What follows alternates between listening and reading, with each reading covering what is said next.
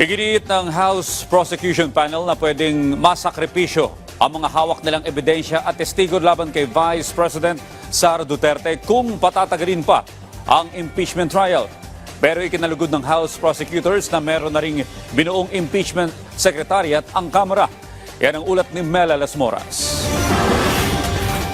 Malaking bagay para sa mga kongresista ang ginawang pagbuo ng Kamara ng Impeachment Secretariat na siyang tutulong sa mga public prosecutor sa gagawing paglilitis kay Vice President Sara Duterte. Yan ay sa bisa ng bagong memorandum order na inilabas ni House Secretary General Reginald Velasco. Sa ilalim nito, inatasan ang iba't ibang units ng Kamara na maghatid ng support services sa idaraos na impeachment trial. Ayon kay Section Velasco, titiyakin ng grupo ang maayos na legislative proceedings lalo na para sa mga kakailanganin ng prosecution panel tulad ng logistics, research at documentation. Ikinalugod naman ito ni House Committee on Good Government and Public Accountability Chair Joel Chua na isa sa mga itinalagang prosecutor ng Kamara.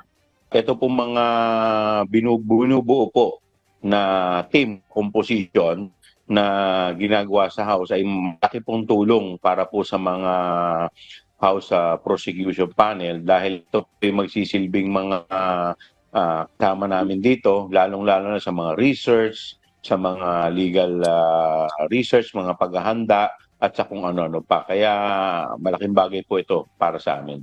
Sa ngayon, nadagdagan pa ang mga grupong nananawagan para sa agarang pagsimula ng impeachment trial sa Vice-Presidente. Sa isang pahayag ng Caritas Philippines, Social Action Arm ng Catholic Bishops Conference of the Philippines, binigyang diin nila na dapat ay umarangkada na ang paglilitis, lalo pat isa itong national concern.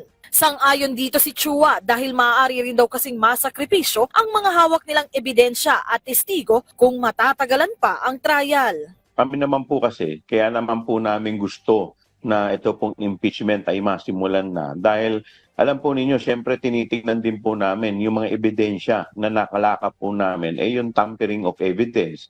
Isa po yan.